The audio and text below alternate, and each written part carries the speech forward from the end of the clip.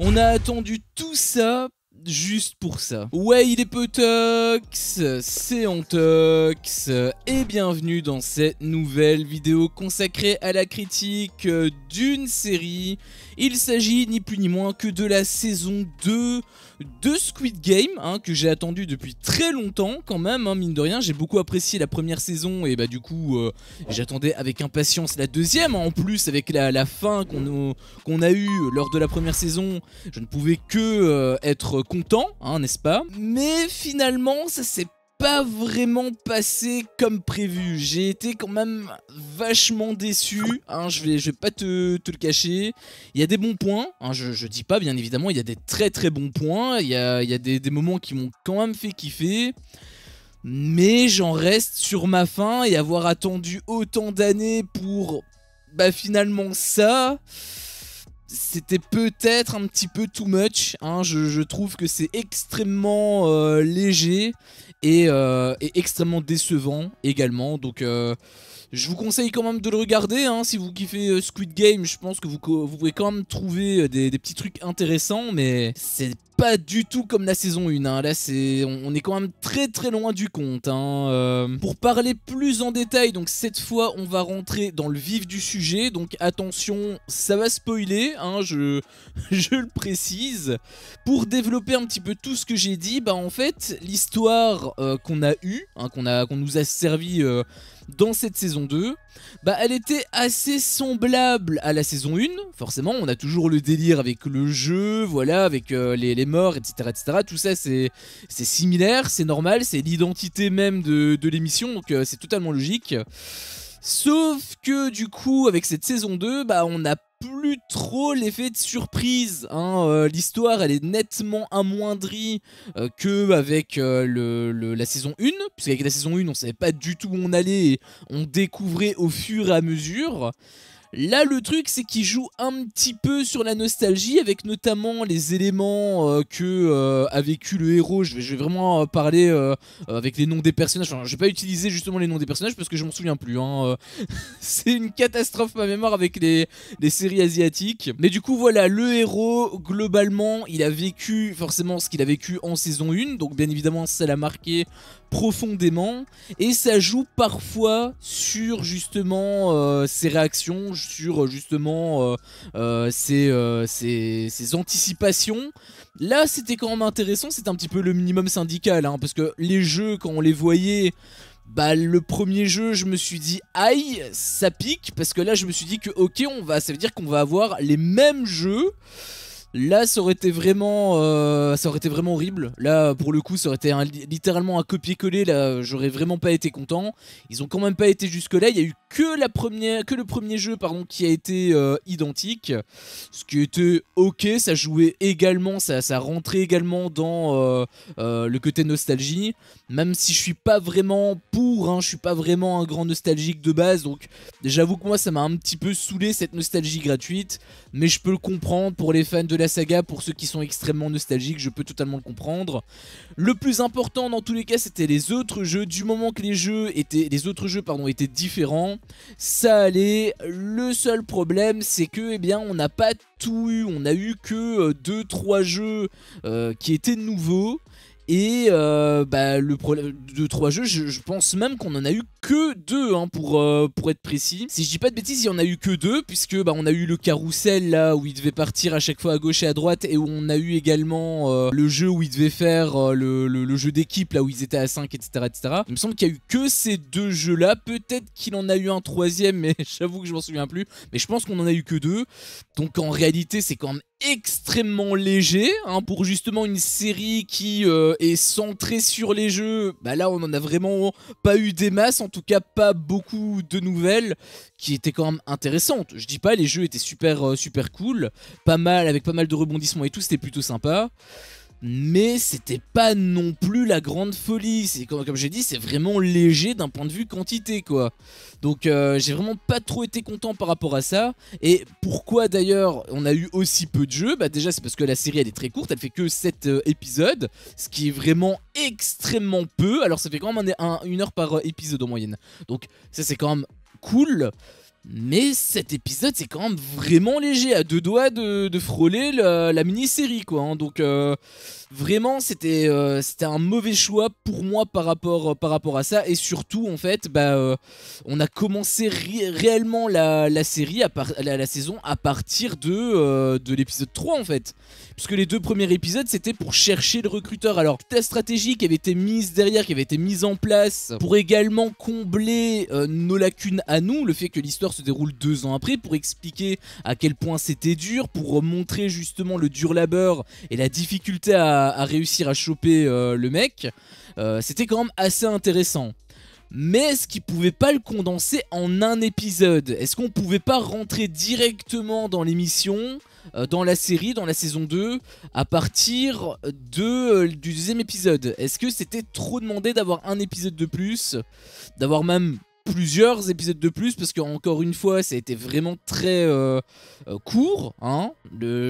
En gros ça veut dire qu'on a eu vraiment 5 épisodes dans le jeu. Après bien évidemment la série n'est pas réduite qu'à ça, hein. Il y a quand même d'autres trucs qui sont importants, le développement des personnages. Et là pour le coup c'était extrêmement intéressant, hein, le développement des personnages. Bon, tous les personnages non, il y avait 456 participants, tu te doutes bien que c'était impossible de se focaliser sur tout le monde. On s'est focalisé sur certains personnages, notamment la mère et son fils, qui étaient quand même assez touchants, j'avais trouvé. Il y avait aussi la femme enceinte, qui était même un petit peu en bise-bise avec un mec qui avait fait de l'arnaque avec les crypto-monnaies, etc. C'était aussi assez intéressant, même le sujet était assez intéressant, il était plutôt moderne par rapport aux influenceurs qui te disent d'investir en crypto et qui en fait t'en filent bien profond.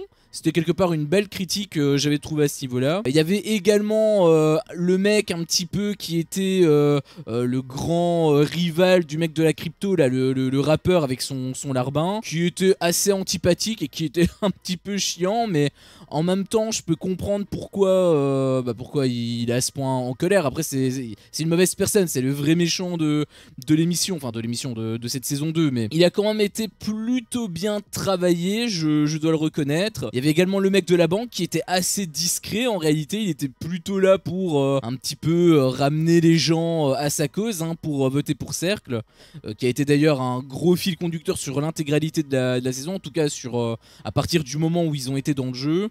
Il y avait également du coup par rapport aux gentils, il y avait quelques autres personnages, notamment le meilleur ami du héros. Il y avait également un marine qui à mon avis était un déserteur. Ils l'ont pas dit clairement mot pour mot, mais vu ses actions etc, ça avait l'air d'être un gros déserteur. On l'avait vu à la toute fin, il était en panique et il a abandonné son poste. C'est peut-être même un petit peu à cause de lui, il a été en tout cas facteur de leur défaite. Donc je pense que ça a été assez bien amené pour le coup. Et il y avait aussi et surtout le grand méchant de la saison 1, le mec avec son masque, qui était présent dans le jeu. Ça c'était à la fois un point intéressant et en même temps j'ai trouvé que c'était un défaut, parce que c'était un point intéressant dans le sens où comment il avait été amené à la toute fin justement de l'épisode 3, où il devait voter pour justement savoir s'il pouvait rentrer chez eux ou non. Et c'était lui qui était la dernière personne, c'était égalité parfaite, et lui il a décidé de continuer le jeu. Et le truc c'est qu'on a révélé à la fin son visage, et son visage donc c'était forcément le gars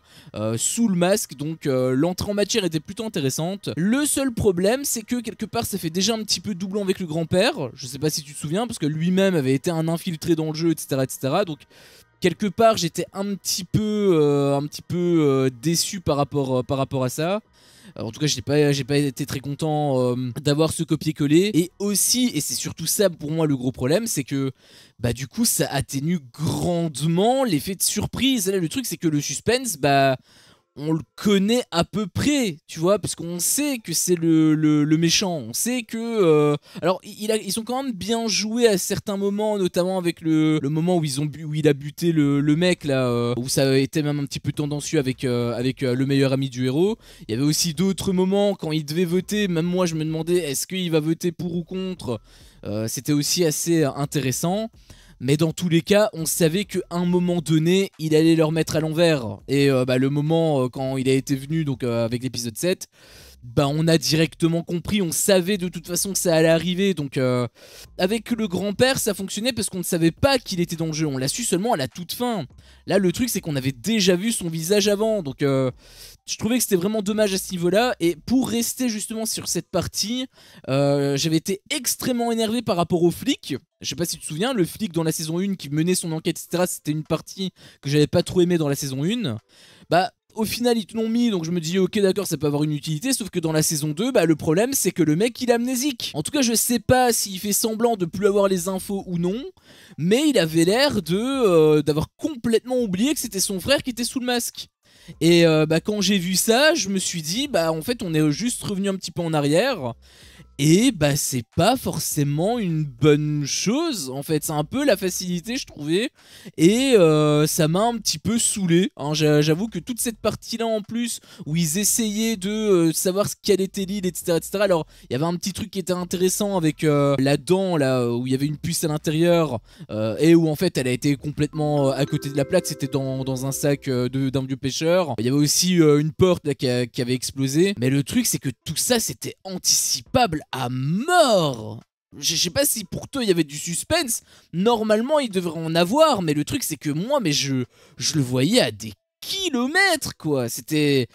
Pour moi il y avait rien en fait qui était intéressant là-dedans. Ok, il s'est passé ce qui s'est passé, mais bah j'ai pas été surpris pour un sou. Je savais tout ce qui allait se passer. C'est grave quand tu regardes... Quand tu regardes une série, du coup, surtout une série comme ça, je me souviens dans la saison 1, j'étais comme un fou, je savais pas ce qui allait se passer à tous les épisodes, c'était à chaque fois ça me coupait le souffle.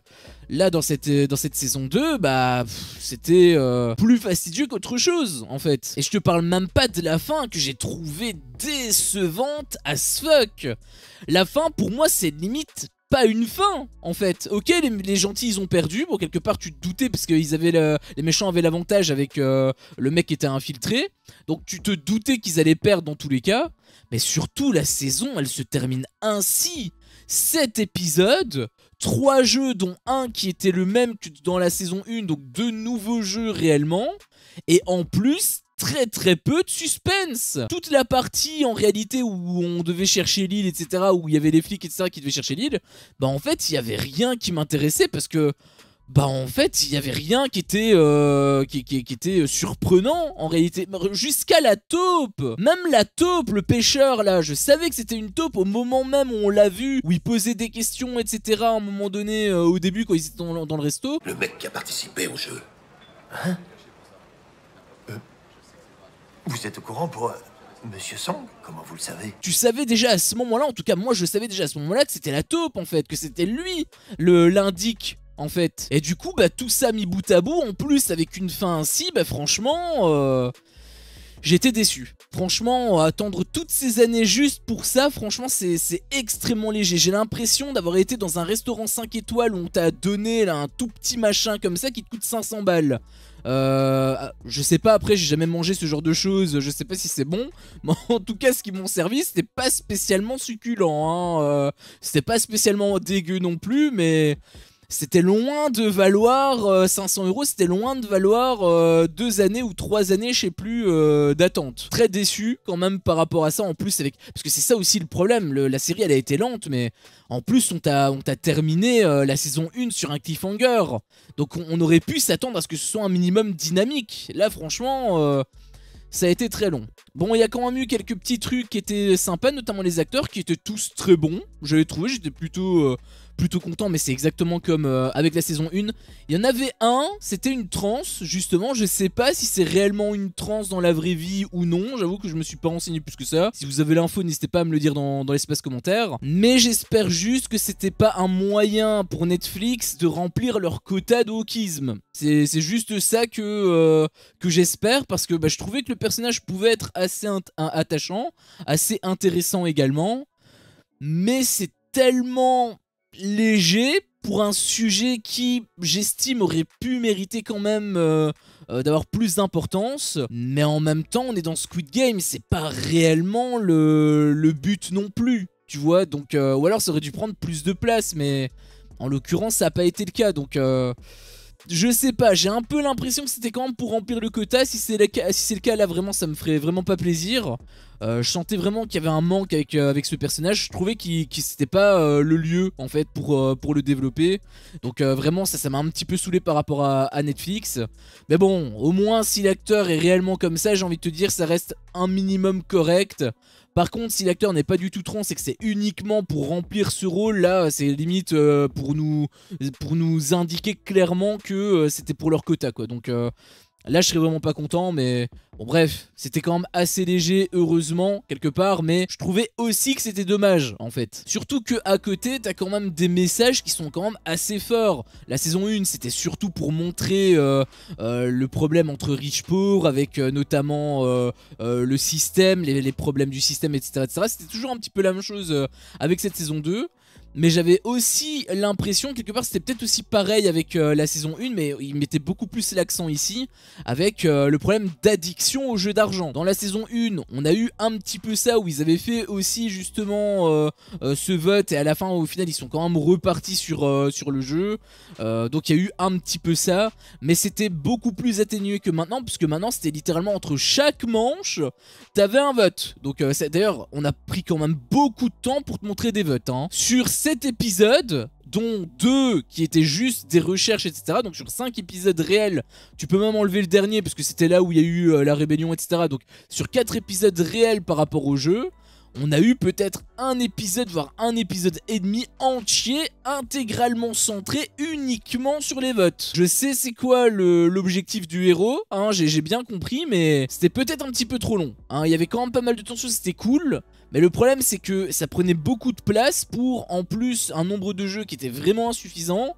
Franchement ils nous ont pas gâtés sur ce coup là. Sincèrement j'ai peur même de la saison 3. Parce que là apparemment je me suis même dit, cet épisode tu termines en plus une saison comme ça, c'est forcément une partie 1.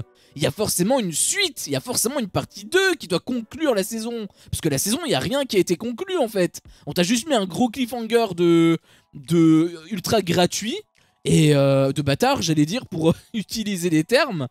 Et c'est tout. Donc vraiment il n'y a rien qui a été accompli. Et bah j'ai peur pour la saison 3 en fait. Autant j'étais hypé par la 2 à la fin de la 1 où je partais quand même assez sereinement. J'étais assez serein par rapport à ça. Mais vu ce qu'on a eu avec cette saison 2, bah je flippe clairement pour la saison 3 en fait. Là je me dis, oula, la saison 3, à mon avis, ça va faire un flop. Je le sens gros comme une baraque à frites et je suis belge, je le rappelle, donc ça me fait flipper. Je te cache pas que ça fait vraiment flipper. Après, il y avait quand même quelques petits trucs qui étaient sympas, notamment, bon, la manière de filmer, de manière générale, elle était quand même assez correcte. Ça reste Netflix, donc forcément, il y a quand même un petit peu de budget, il y a quand même un petit peu de technique. Même si à un moment donné, ils ont coupé la règle des 180 degrés de manière assez injustifiée. Ça aurait pu être bien mieux fait, hein, pour montrer justement qu'on va commencer une phase de combat, une phase de rébellion par rapport au cercle contre les croix.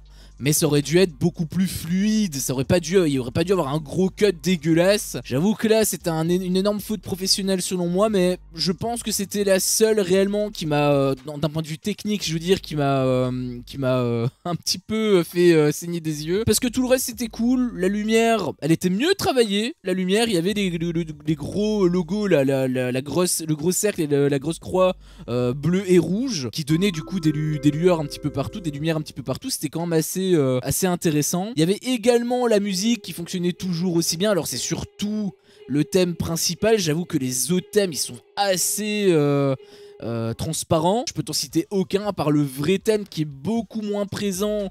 Bah oui, puisque tu as beaucoup moins de jeux, c'est surtout un thème que tu avais par rapport au début des jeux, mais enfin pendant les jeux, mais étant donné que tu n'en as pas eu beaucoup, bah t'as pas beaucoup entendu ce thème là, donc bah ça faisait plaisir quand même, hein, qu'il apparaissait de temps en temps par rapport au début là, avec le logo Netflix qui avait été un petit peu retravaillé. Ça par contre c'est impeccable, hein. Ah là par contre le logo Netflix là ils l'ont bien retravaillé, ils ont bien fait l'adaptation par rapport à Squid Game, là c'est magnifique. Mais malheureusement ça n'a aucune incidence sur la série, hein. Avoir un logo magnifique mais avoir une série dégueulasse, bah, ça reste une série dégueulasse, donc pas ouf, hein, clairement pas ouf, mais bon voilà, c'était quand même assez sympa, c'était assez correct, et surtout que j'avais beaucoup d'attentes pour finalement que ça, j'ai envie de te dire. Et le sound design aussi, globalement il était assez correct.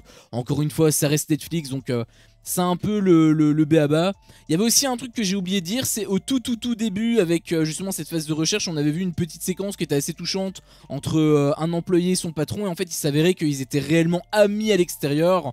Je trouvais que c'était intéressant parce qu'au moment où on a appris cette info, l'ami en question s'était sacrifié pour son employé qui en fait était son meilleur ami puisqu'il avait été invité à son mariage et tout. Je trouvais que c'était assez intéressant, c'est juste dommage que ça a été fait à l'envers parce que bah, on l'a appris après, du coup on a eu plus d'effets de surprise, ce qui est intéressant, mais ça aurait pu être plus émouvant si ça avait été fait à l'envers en fait. Donc quelque part c'était un petit peu dommage, mais en même temps, bon, il y avait que 2 épisodes, enfin il y avait 2 épisodes pour seulement développer tout ça, hein, parce qu'il y avait les personnages plus tout le reste, donc quelque part je peux aussi comprendre le truc. Par contre, il y a quelque chose qui m'a beaucoup fait rire, c'était le recruteur qui était très joueur, hein, il aimait bien jouer tout ça, c'était assez chouette, hein, j'ai envie de te dire, mais...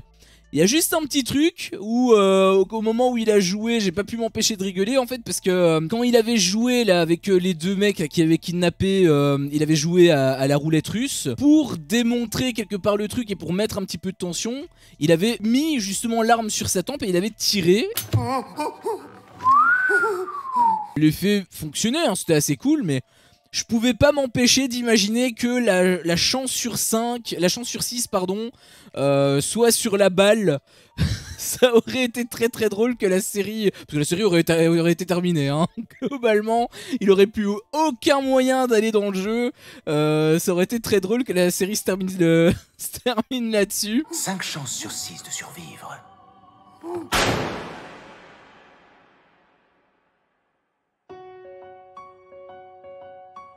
Quelque part, j'aurais peut-être préféré, même, hein, par rapport à ce qu'on a eu, je sais pas lequel est le meilleur, mais... Bon voilà, c'était plus pour rire, mais voilà, c'était globalement mon avis sur cette saison 2, vraiment beaucoup d'attentes et beaucoup de déceptions aussi, donc...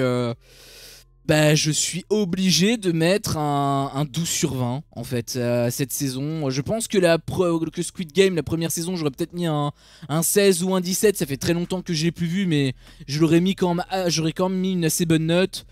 Bah là je suis obligé de mettre une note vraiment beaucoup moins bonne. Certes ça reste quand même une note qui est dans la moyenne, parce que j'étais quand même assez généreux, j'étais quand même assez content de retrouver les héros. Il y a quand même des bons points, hein, les personnages bien développés, etc. En tout cas les personnages qui étaient assez intéressants un minimum. Il y a beaucoup de défauts c'est vrai, mais il y a aussi quelques qualités, donc pour ça j'étais obligé de donner quand même, pour moi en tout cas, une note au-dessus de la moyenne. J'ai hésité avec le 11, je te cache pas que j'ai vraiment hésité avec le 11, j'ai aussi hésité avec le 13, mais bon je pense qu'un 13 c'est un petit peu de trop, donc je pense que 12 c'est la meilleure note que je peux donner, c'est en tout cas ma note. N'hésite pas à me dire toi ce que t'en as pensé dans l'espace commentaire et quelle note tu mettrais, mais vu mes attentes et vu la déception que j'ai eue, je peux vraiment pas mettre plus. Et sincèrement, cette saison 3 je vais l'attendre, hein, je vais forcément l'attendre puisque j'ai envie d'avoir quand même la conclusion, hein, c'est pas pour rien qu'ils ont mis un cliffhanger à ce moment là. Les enfoirés, mais ça me fait quand même vachement peur quoi. Enfin bref, sur ce, c'était mon avis sur cette saison. Si mon contenu te plaît, fais-le moi savoir en me laissant un énorme pouce bleu. À chaque fois que je vois ça, je vois que mon contenu plaît et donc moi ça me motive à continuer. Si t'es pas encore un peu tox, qu'est-ce que tu attends pour me défoncer ce gros bouton rouge? N'hésite pas à activer la cloche pour ne rien louper et je te dis à la prochaine pour une prochaine vidéo. Ciao.